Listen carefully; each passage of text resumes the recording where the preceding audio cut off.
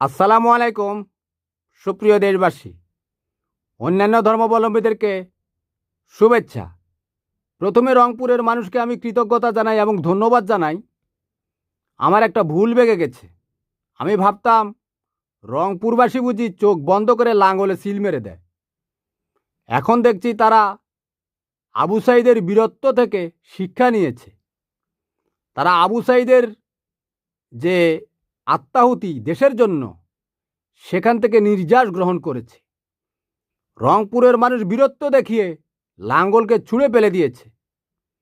তারা বুঝতে শিখেছে যে কোনো বীরের অঞ্চলের মানুষ গোলাম হতে পারে না।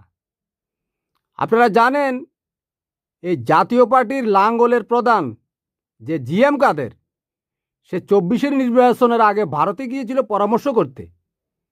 বাংলাদেশে আসার পর সাংবাদিকরা যখন তাকে প্রশ্ন করে, সে বলে ভারত থেকে নিষিদ্ধ করে দেওয়া হয়েছে। একটা দেশের বিরোধী দলীয় নেতা, সে ভিন দেশের এজেন্ট, ওই দেশের সাথে আলোচনা করে বাংলাদেশে এসে সে রাজনীতি করে। কত বড় লজ্জার, কত বড় অপমানের! রংপুরবাসী এই ভারতীয় রয়ের এজেন্ট, এই জিএম কাদেরকে প্রত্যাখ্যান করে পুরো জাতীয় পার্টিকে ছুঁড়ে ফেলে দিয়ে তারা প্রমাণ করেছে ভবিষ্যতে দেশের প্রয়োজনে তারা আবু সাঈদের মতো যে কোনো ত্যাগ স্বীকার করতে প্রস্তুত। রংপুরবাসী যে বীরের জাতি, সেটা প্রমাণ হয়ে গেছে। আমি আবারও কৃতজ্ঞতা জানাই রংপুরবাসীকে।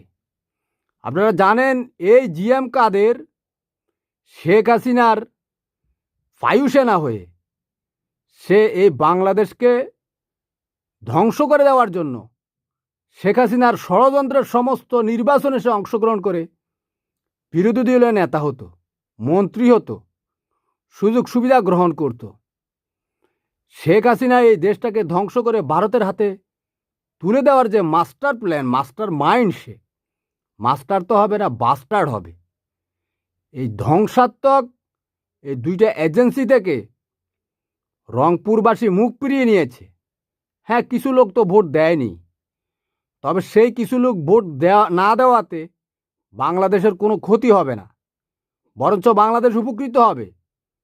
এই সমস্ত লোক মনে করে যে তাদের ভোট নষ্ট হবে না, এরাই নষ্ট। এই সমস্ত নষ্ট মানুষ ভোট দিলে একটা রাষ্ট্র নষ্ট হয়ে যায়, একটা জাতি নষ্ট হয়ে যায়, সমস্ত কিছু নষ্ট হয়ে যায়। একটা রাষ্ট্র, একটা জাতি, তার যদি এই